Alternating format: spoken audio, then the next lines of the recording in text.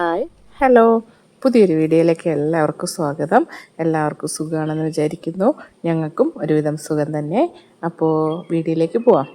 ഇന്നത്തെ വീഡിയോയിൽ നമുക്ക് ഒട്ടുമിക്ക ചെടികൾക്കും വേണ്ടുന്ന, കാരണം കാക്ടസും അങ്ങനെയൊന്നുമല്ല, അല്ലാതെ സാധാരണ ഉള്ള ഒട്ടുമിക്ക ചെടികൾക്കും വേണ്ടുന്ന പോട്ട് മിക്സ് തയ്യാറാക്കുന്ന ഒരു ചെറിയ വീഡിയോ ആണേ.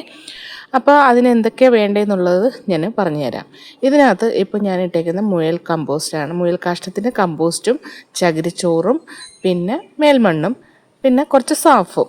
പിന്നെ ഇതെന്താണെന്ന് വെച്ചാൽ ഞാൻ ഈ കരിയില ഉണ്ടല്ലോ, അത് ചാക്കിനകത്ത് വാരി കൂട്ടി വെക്കുന്ന സ്വഭാവമുണ്ട്. അപ്പോൾ അത് ഇങ്ങനെ ഉണങ്ങി നന്നായിട്ട് കുറേ നാളായതാണ്. അപ്പോൾ അത് ദ്രവിച്ച് പോവാറായ ഒരവസ്ഥയിലുള്ളതാണ്. അപ്പോൾ ഇനിയിപ്പോൾ അത് നമ്മൾ ആ ഒരു പാത്രത്തിനകത്തോട്ടിട്ട് ഒന്ന് കൈകൊണ്ട് ഇങ്ങനെ ഞെരടി കഴിഞ്ഞ് കഴിഞ്ഞാൽ തന്നെ അത് പൊടിഞ്ഞു വരും.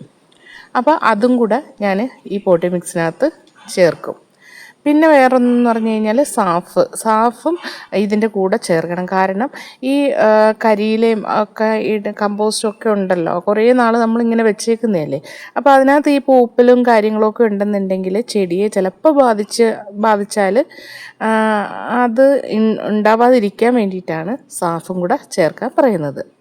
അപ്പോൾ ഞാനത് കരിയില നന്നായിട്ട് പൊടിച്ചിട്ട് ഈ 3 കാര്യങ്ങളുണ്ടല്ലോ, മേൽമണ്ണ്, 4 കാര്യങ്ങൾ: മേൽമണ്ണ്, പിന്നെ മുയൽ കാഷ്ടത്തിൻ്റെ കമ്പോസ്റ്റ്, പിന്നെന്താ ചകിരിച്ചോറ്, സാഫ്, ഇത് ഇത്രയും കൂടെ നന്നായിട്ട് മിക്സ് ചെയ്ത് വെക്കും. മിക്സ് ചെയ്ത് ഇങ്ങനെ വെച്ച് കഴിഞ്ഞാൽ നമുക്ക് പെട്ടെന്ന് ചെടികളൊക്കെ നടാനാണെങ്കിലും എളുപ്പമാണ്, ഇങ്ങനെ മിക്സ് ചെയ്ത് നമ്മൾ വെച്ച് കഴിഞ്ഞാൽ. അപ്പോൾ ഇതെന്ന് പറഞ്ഞു കഴിഞ്ഞാൽ നമുക്ക് അത്രയും ലൂസായിട്ടുള്ളൊരു പിന്നെ പോട്ടി മിക്സാണേ.